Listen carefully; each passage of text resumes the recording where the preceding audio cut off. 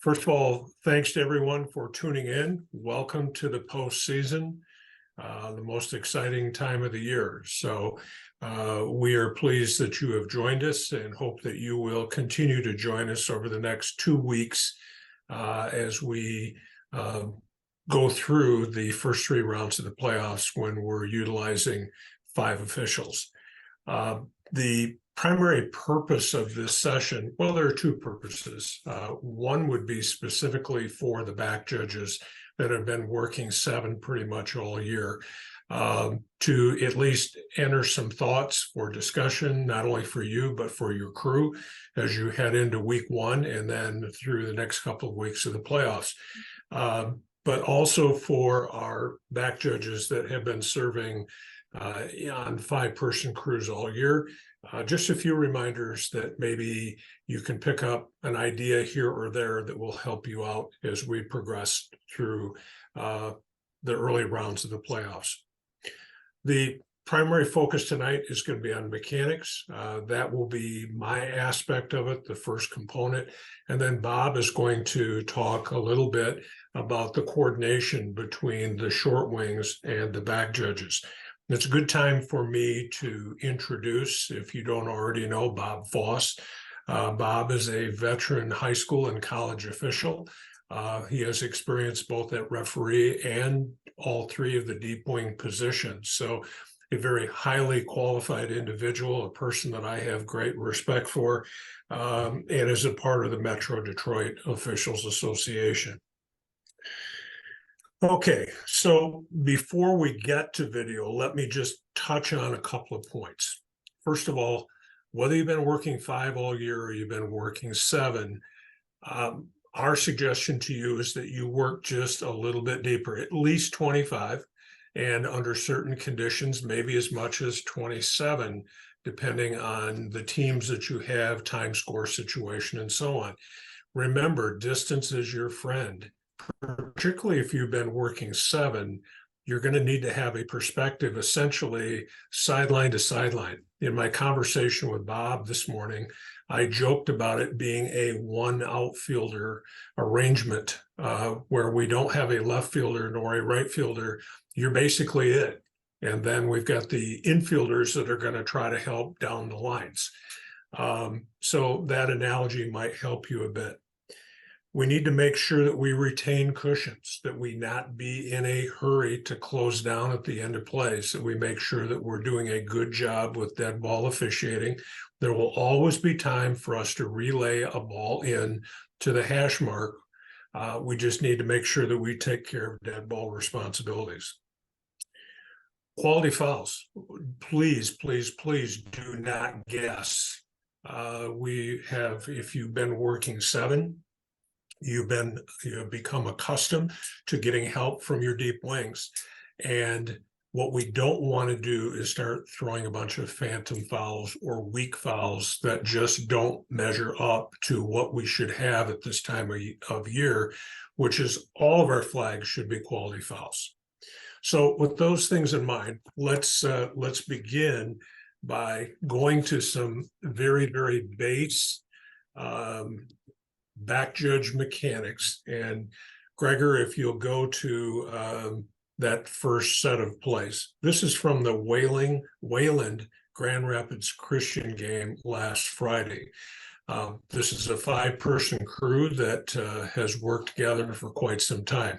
Notice that our back judge has started at 25, and as the play goes to his left, go ahead and run it, Gregor. He remains in that position, waits for things to settle, and then at the conclusion of the play, moves forward. We sometimes have a tendency that we get happy feet and we want to start charging over there towards the dead ball spot. We have a wing person, pretty standard tackles, so there really isn't anything that should necessarily bring us to this spot immediately.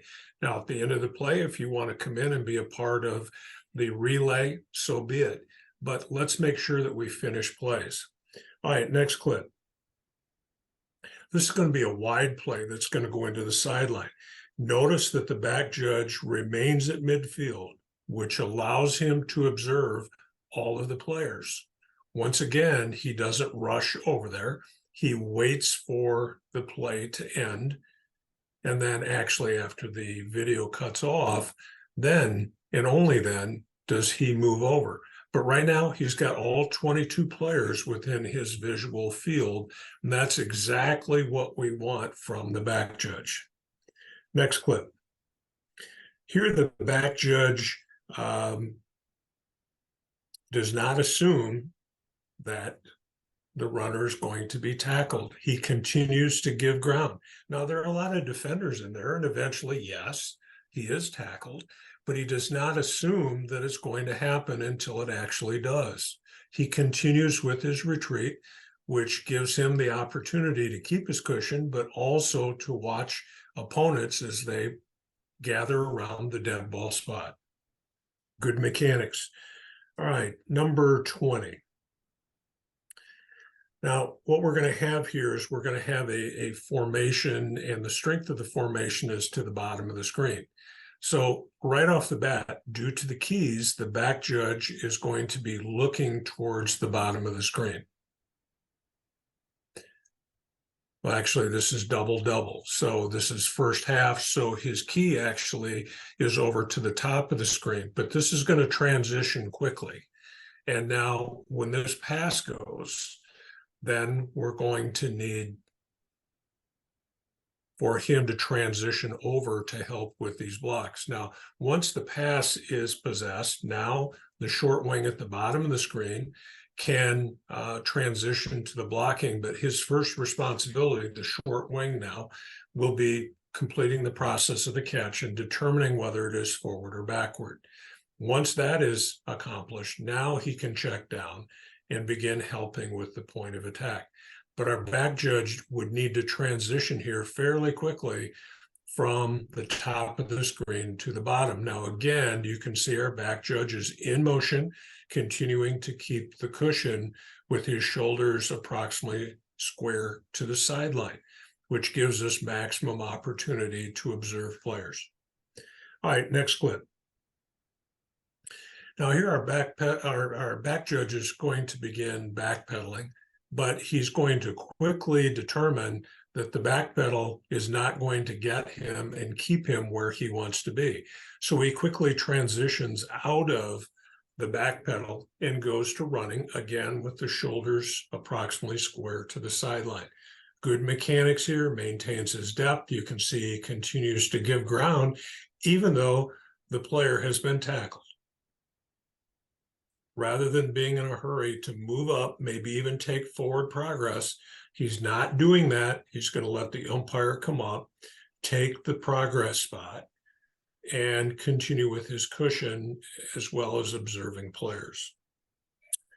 All right, let's go to 55 now. We need to skip 53 for now.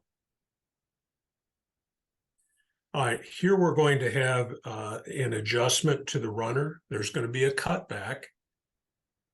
And you can see that the cushion allows the back judge to get stationary at the goal line. And you can see he had to do a little pirouette in there, which shows the agility that this particular back judge has. This is very, very well done by the back judge on this particular play. Depth is good, big picture is there. He recognizes the cutback, does his pirouette, gets his shoulders square again, gets to the goal line in time in the event that we had a runner that was tackled near the goal line. Nice job. Rich, can I point out one thing also about the back judge's pirouette? Yep. When he turns right here, he stays open so that he's viewing the play rather than turning his back and spinning the other direction, so that he can still view all of the action without that lapse by spinning the wrong direction and turning his back to it. Excellent point. Thank you, Bob. All right, 56. This is going to be a teamwork situation. Watch the slot back's action here.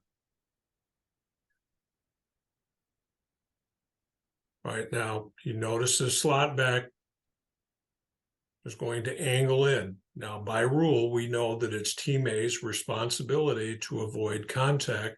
And sure enough, that contact prevents that defender from getting over and competing for this pass. Even though it's incomplete, it's still a foul for OPI.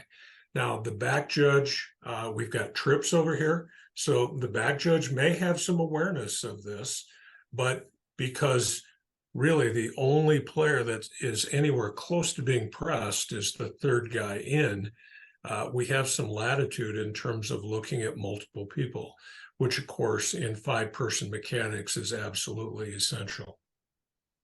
All right, number 78. We're going to have a snap from the 25-yard line. Now, we're going to have a pass that's going to challenge the end line. Watch the movement of our back judge. Recognizes the pass is going deep, commits to getting back to the end line. Now, it actually ends up midway in the end zone, but the point of the matter is the goal line is not going to be threatened here. So he gets to the end line because of his read. Nice job. All right, this should be number 91. Notice that the back judge is going to remain in the middle of the goal line here. Again, is not in a hurry to charge over to the hash mark. Distance is our friend. He has confidence in the short wing's ability to handle this particular play. We get inside the pylon, we confer, and we score it. All right, number 99. Once again, we get the benefit of the formation to observe the blocks on this option play that's going to come to the bottom of the screen. Now, we need to zone that up pretty quickly. You can see that initially that block that happened at about the numbers did not formulate right away. So our back judge should first be looking at that block to the outside at about the 34-yard line, right? And once that runner clears that first block, right, now we're going to transition down to the block that's at about the 27. Now, once again, if you don't see the entire block, don't assume that you got a block in the back. It would be really easy to ring that last block up as a block in the back. But if you follow it, it starts out and there's contact, and he retains his contact, does not lose contact. So in the end, there's a little bit of a bump, probably from the side, but nonetheless, if we get to that late, we might presume that was an IBB, when in reality, it was a good block. All right, 124. This is going to be a snap at the 28. We've got two options here for our lineup. One is the one that the back judge selected, and that is that he started at the 5 and then retreated to the goal line as necessary. The other option would be for him to start at the goal line. I'm sorry, I think I said that in reverse. He chooses to start at the 5 and then backs up as the play requires. His other option would be to start at the goal line. Now, that might feel like that you're a long way from the line of scrimmage, and if you prefer to start at the 5, that's fine. Just know that the next line is going to be the goal line. So you've got a couple of options. Do not start in between the 5 and the goal line. Choose one or the other, and then officiate from there. All right, this last one is going to be a Hail Mary, 132. Our back judge is going to read the depth of the pass, which is critical.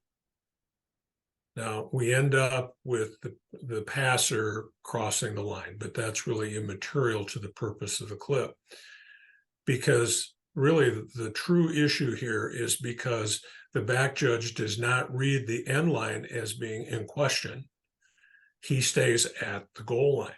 Now, if this pass is another 5 to 7 yards deeper, then he's got to respect the end line, and he's got to give ground towards the end line so that if this thing gets batted or muffed around, that he's going to be in position to be able to make a judgment on the end line. So those are some real base mechanics kinds of things. Hopefully what you got from this is the philosophy of distance being our friend and the patience of allowing plays to finish before we make commitments to come up to get a new ball or to relay the ball or other reasons, sort of false hustle. Let's make sure that we take care of the business right there until the play is concluded. We're going to have Bob now take the next phase of our training session tonight and focus a little bit more on the cooperative, collaborative sorts of things that we need to do between the back judges and the short wing. Okay, yeah, we sort of have a soup to nuts collection of video clips here. So, starting with the kickoff, since we're of course going to start the game Friday night with the kickoff. The point of this particular clip is a reminder to be prepared for an onside kick. Every play, this happens to be play number 26, but it can certainly happen on play number 1. With only 2 officials up there rather than 4, the umpire's going to hold still, and the back judge should hold until the kicking team has already passed. In this case, he's maybe moving a little bit too soon. There's no issue on this particular play, but we really want to be aware of where the ball is. I'm sorry, where the blocking occurs for the back judge and where the ball is for the umpire. Easier to do if we're holding stationary until the kicking team has passed us. If you need to move to get a better angle, maybe on a block as a back judge, you probably want to stay along the sideline rather than come onto the field and move a little more deliberately rather than just sprinting. We could probably go to the next play. Another kickoff. Let's see. I just appointed the blocking for 5-man mechanics. Our line of scrimmage officials be looking up on the blocks on the outside. If we bring this one back a little bit, there's a block here right around I want to say it's the 30 outside the numbers. Number 44 here, 35-yard line. That's the direction that the line of scrimmage officials will be looking. The referee can watch the kicker. Contrary to what the MHSA, I'm not sure if I'm supposed to say this, but the MHSA manual will have the line of scrimmage officials around the, I think, 20 or 25-yard line. I would suggest that the line of scrimmage officials start closer to the goal line unless physical limitations would prevent you to be able to follow the play if it develops into a longer return. Bob, let me comment on that, please. Hopefully we have scouted our teams and we have a really good idea what the ability of the kickers happens to be for both teams. So we know that if they have a good kicker, that we need to be back near the goal line. If not, then we can perhaps adjust accordingly. Fair enough. Next is another kickoff, but just to point out where the back judge and umpire are going to be looking, stop it there, right in the middle of the field. Probably have a hold also. I don't remember if there's a flag on this play or not. That's not the point, is whether there was a missed call or a made call. But the back judge and umpire are looking at the blocks toward the middle of the field. They're going to come into the middle of the field after the kicking team players pass, looking for that stuff there in the middle. And then, of course, it looks like we have another holdout here on the side. That number 44 apparently has a habit of doing that in this game. So who's going to observe that block at about the numbers? That would be the line of scrimmage. Thank you.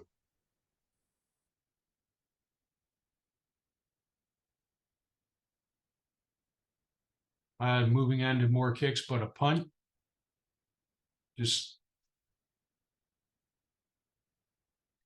Oh, actually, I think we have 2 points on this one. What play number is this? 5? Let me go back and see what my notes are. Yes, number 5. Yep. Okay. So if you pause it, let's go back to just after the snap. So, sometimes we use the terminology right there. The, hold and release. If the referee is on your side, so the official who's on the opposite side of this screen, right after the snap, he's going to release, keeping an eye on the blocking at the line of scrimmage, but also knowing we're probably going to lose that a little bit as we move downfield, and keep an eye on the first wave of blocking. The official who's down here at the bottom of the screen by the stakes is going to hold until the kick passes the line of scrimmage. Go ahead.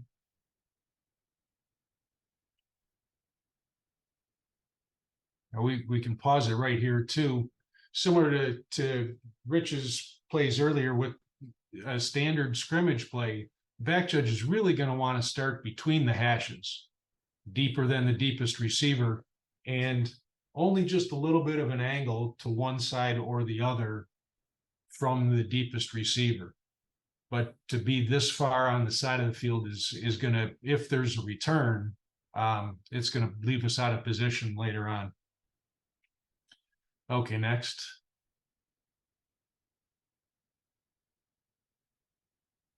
Another punt down at the goal line.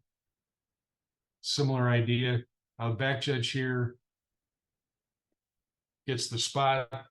The line of scrimmage guys will transition from the blocking, or from the initial wave of blocking,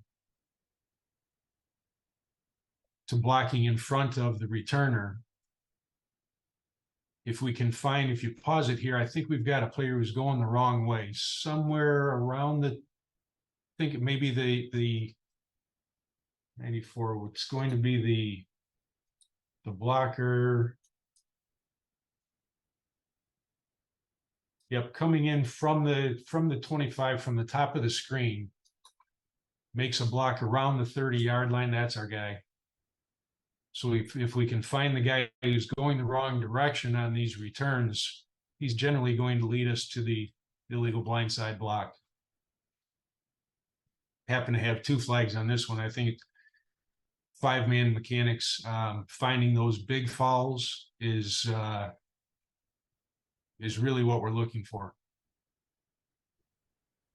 Bob, let me mention that while I appreciate the fact that the back judge is getting the spot of the end of the kick, we have bigger, more important fish to fry. So We don't just get necessarily it need out to take there. our body there. Pardon me? We don't necessarily need to take our body there, throw the beanbag, and keep our Correct. eyes on the blocking. Correct. We just need to get a general proximity in the event that we need to enforce a post-scrimmage kick foul. Then the other part is, all right, move up now from behind, which is okay. But now as the play ends, there is still a whole lot of action that's going on, and a whole lot of things can still go wrong. So compare and contrast from the approach that we had in the first group of plays that we showed in terms of the patience of allowing plays to come to a conclusion, cleaning them up, and then making decisions about what to do next. Here we're concerned about retrieving our beanbag. Very, very low on the priority list. Finish that play.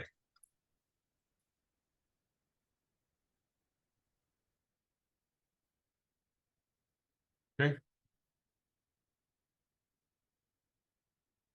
So with this one, just the position of the umpire is going to be just a little bit deeper than on a standard scrimmage play. Turn with the first wave and try to find blockers, people who are doing something bad. That's all we have for this one.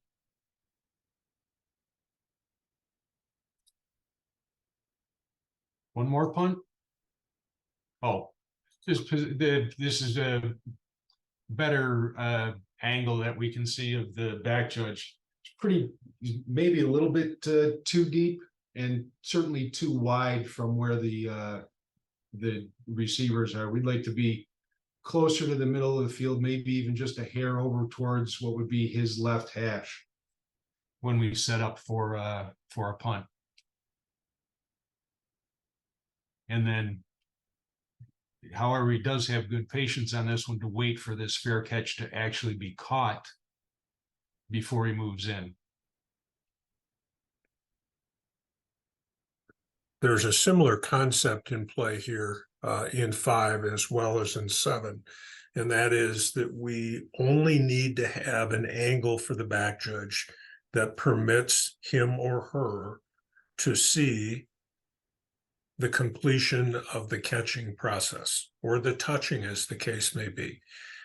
In this particular case, it appears that the back judge is overly concerned about that side of the field. Think of a punt return very similar to how we approach a play from scrimmage. The back judge is going to start in the center of the field and then allow the action to develop, follow it from behind. And therefore, if you apply that concept, we should be much more in the center of the field rather than over at the far hash. Okay. Next couple of plays, you can pause it. A little more focused on just general 5-person mechanics, not so much centered on back judge here, but when it comes to backward passes behind the line of scrimmage, we want the backside official to make the determination.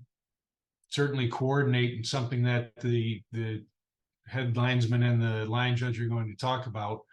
But I'm sure this was not intended to be this far backward, but ball clearly slipped out of his hands and went backward. And you can see the official at the top, who's the backside, and had a flag, but still has the wherewithal to continue to play and notice that we have a backward pass here. So I think that's pretty good mechanics right there.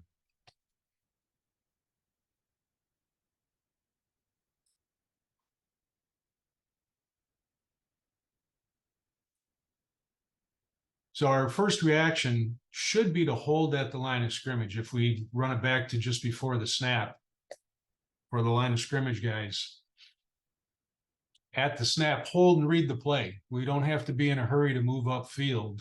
Most passes are relatively short anyways. But on this one, the backside, which would be the official at the bottom, should be responsible for forward, backward, probably have a backward pass here that ends up getting punched forward. At least only one official signals. We don't have conflicting signals with one backward and one forward. Again, if you coordinate between the line judge and the head linesman, making sure that you're on the same page with who is punching, but it should be the official on the backside, which is here at the bottom. Probably easier to make that determination if we're holding at the line of scrimmage.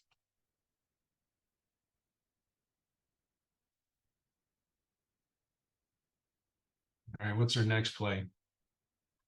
For a drop back pass, same concept. We're going to hold for a second. We can release upfield a little bit, but we're going to have the umpire move to the line of scrimmage a little bit. But as we're moving in the line of scrimmage, if there's any umpires on here, be aware of these crossing patterns. Does a nice job of not being in too big of a hurry to rush to the line of scrimmage, but pay attention to what's going on in front of him and not get in the way, or not get in the way of the offense, or more importantly, or just as importantly, don't get run into and get yourself hurt.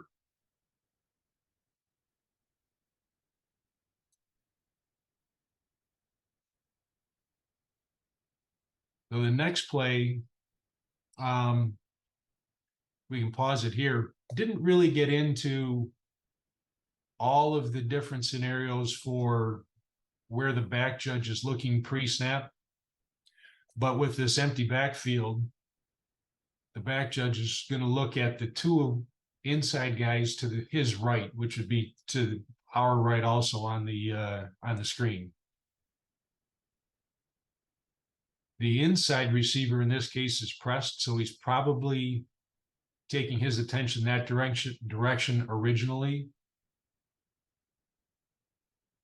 Yep, we can rewind that. This pass is probably supposed to be intended to be behind the line of scrimmage. Appears that it's beyond the line of scrimmage, and there's probably some contact that's going to be tough for the back judge to know whether that pass is beyond the line of scrimmage or not. Again, our line of scrimmage officials can hold here and put into their awareness where that pass is crossing the line or if it's not crossing the line. But we probably have defensive pass interference here with early contact. Anything to add, Rich? Well, just for those who have been on the calls throughout the year, everyone should know what the protocol is. Whether it's OPI, DPI, ineligibles downfield, any of the fouls that would apply if the pass crosses the line, when in doubt, we're going to throw the flag and count on our line of scrimmage people to tell us whether the pass crossed the line or did not. And if it didn't cross the line, it's real simple. We're going to pick up the flag. Referee is going to make an announcement, and we're going to put it back in play. Rich, philosophically, if we watch the third man in, he's clearly blocking before this pass is thrown, but he's blocking what I would say away from the direction of the pass. We wouldn't want offensive pass interference here, would we? No, that's in a different third of the field. I do believe that would be a very, very good talk to. I would agree that there is not an advantage that's gained there, but we got to be careful that we don't extend that any further than that, because compared to where that pass is touched and where the block occurs, it's pretty close. So just don't take too many liberties there. They should know, they should be familiar with what the structure of the play is supposed to be. And if they don't execute it properly, then they're subject to foul. Okay.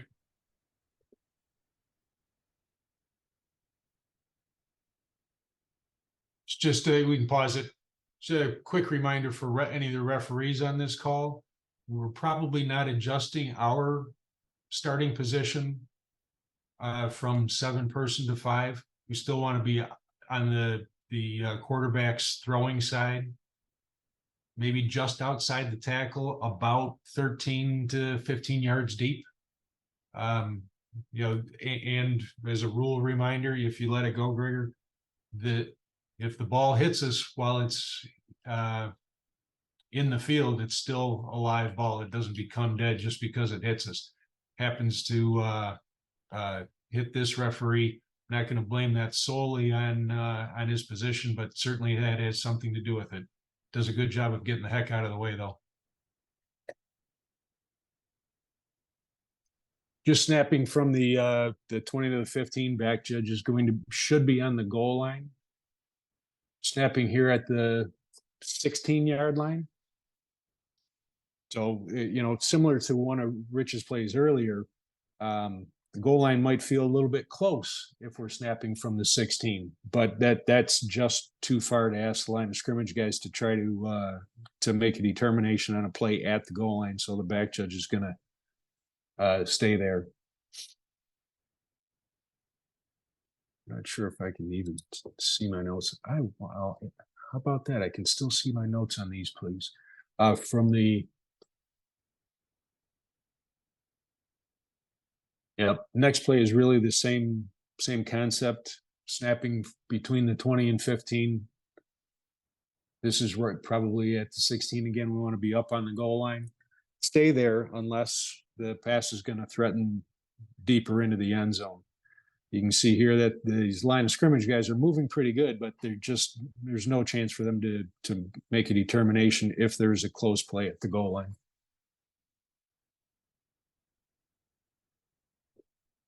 I think Rich might like to talk about this one for back judge movement again. We have a play that's gone wide. The back judge is basically sprinting along the end line. If we have to move, certainly there are times when we're officiating that we have to move to get a better angle on a block, but to run with the ball and be watching the ball is probably what's happening here. We want to watch the blocking, and we don't have to run with the runner or with the ball carrier to be able to watch the blocking. So more stationary, probably not a lot of occasion that we have to move outside of the uprights ever until we've cleaned up the play, or until the play is completely over and the players have separated, is what I'm trying to say there. Well, first of all, we need to start in the middle of the field. If we start in the middle of the field, our movement is going to be just a few steps, if at all. There's just no value added here to the back judge coming over this way. Look at, we've got the short wing able to handle the business at the dead ball spot. And we've got all these players that are back around the goal line that are technically unsupervised. So stop right about there would be a good place to stop, drop the anchor, and then widen your vision. We've talked this year very, very regularly about eye angle and putting the widest threat on your outside eye, which then opens up the rest of the field for you to look at things like the players in pursuit here. So if the back judge stops at about the upright on this side or to the left of the screen, and he puts the runner and the activity with the runner on his right eye, then by peripheral vision, we look back into the field and we see all of these other players that are coming that will help us pick up something if something bad occurs. Okay. And this is the last clip. And again, we've got the back judge probably moving too much. However, at the very least, at the end of this play, we can see that he's got his focus on dead ball action that happens to be out of bounds. We can't see all of the action over there to the bottom left corner, but at least the back judge, and he could certainly still have this view if he stayed inside the hash, but he's got his focus in the right area and finding that dead ball action.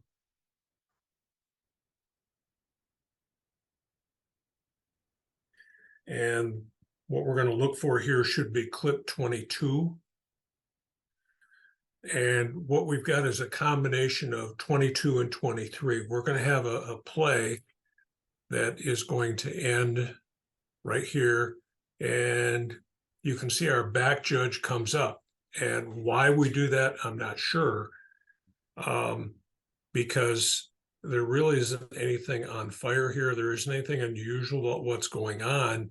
It ends pretty peacefully and we get separation. But now let it roll to 23.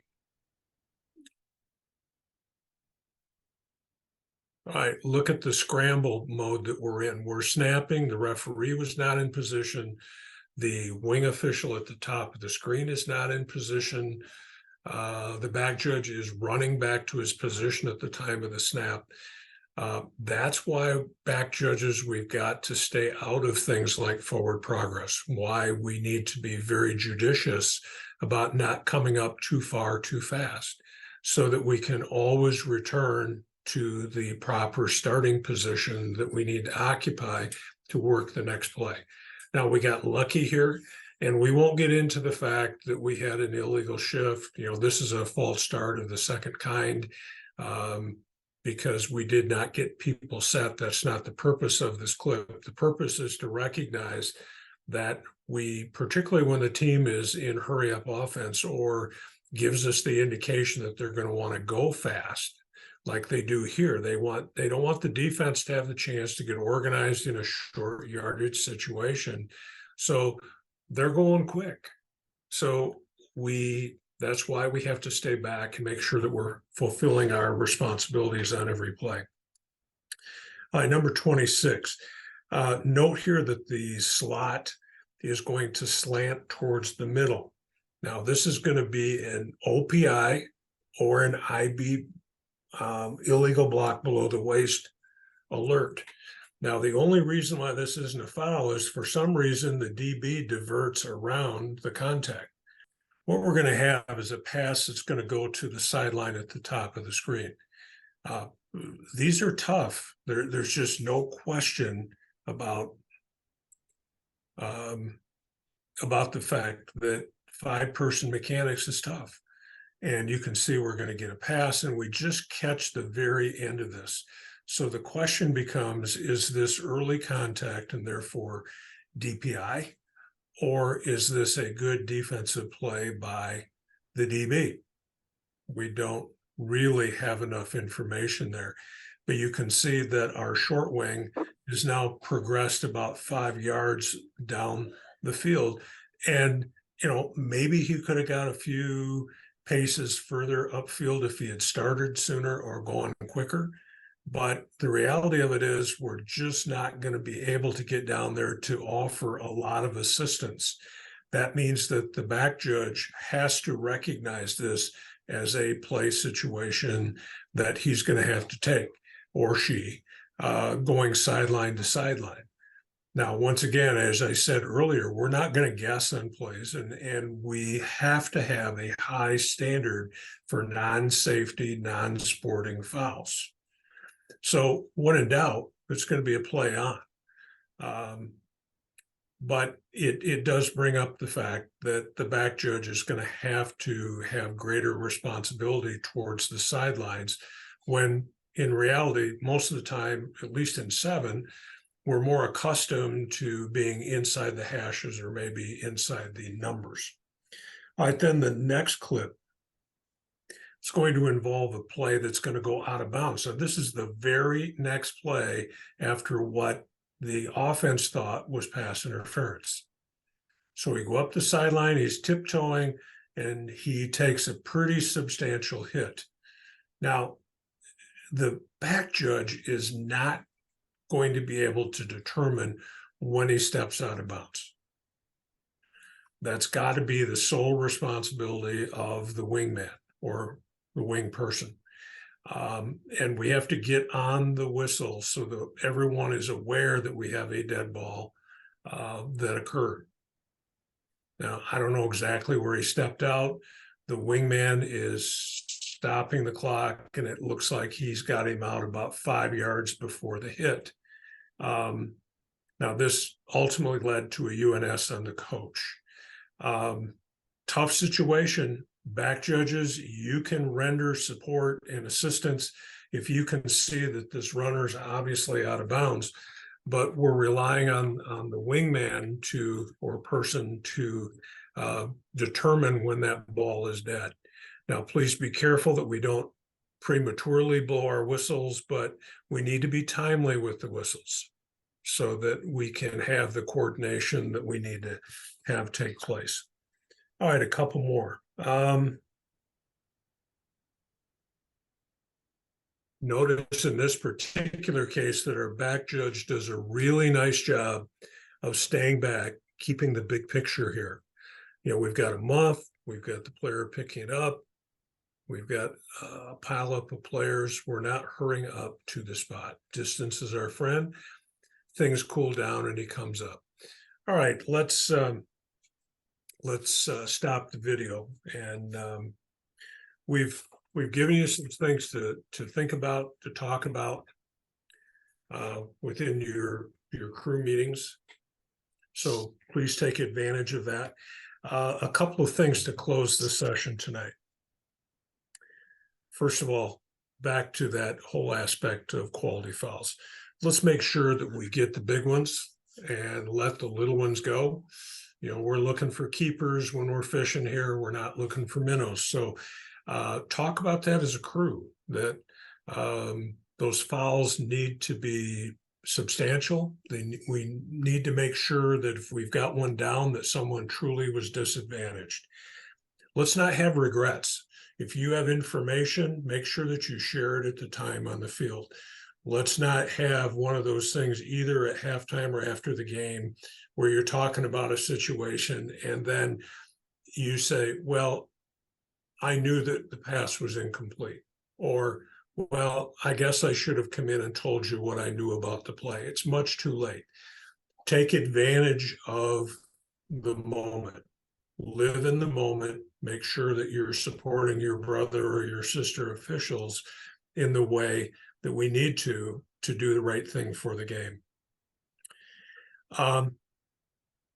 Do the heavy lifting during the week. You know, in some of the cases, you're working as a solid crew. You've been together all year. There are things that you should be talking about with the opponents. Maybe there are things that happened in your last game of the year that you need to get straightened out, figured out. Don't wait until Friday night to take care of that. This is already Tuesday night, but you still have two nights of opportunities and days to communicate, to work things through. So do the heavy lifting rather than during the week, rather than trying to wait until your pregame. Some of the people on the call do not have first round games. There may be some people on the call that at this point do not have assignments. And if you're one of those people, thank you for being dedicated enough to be on this call. What that tells me is that you're ready to work. And that's an important component. I've been aware the last couple of years for various reasons to know that things happen and the state is in a position where they're looking for people literally hours before contests to get to a site to work. So stay ready, make sure your uniform is clean, packed, ready to roll. So if you get a call at 4 o'clock, you're in the car at 5 to get to a site by 6 o'clock or sooner. As I started the session tonight, this is a great time of year. It's an exciting time of year. The thing that we've got to make sure of is that we don't have regrets. Let's not walk away from a game feeling like that we didn't give our best effort. Let's do what's necessary so that we can be very, very proud of every moment of that game. And we do that by maintaining our concentration throughout the contest. So with that, congratulations to everyone. Have a great time with this. It's a wonderful time of year, and the schools are excited. There'll be tremendous spirit, should have good weather, so you're likely to have big crowds. So stick together and have a great time with it.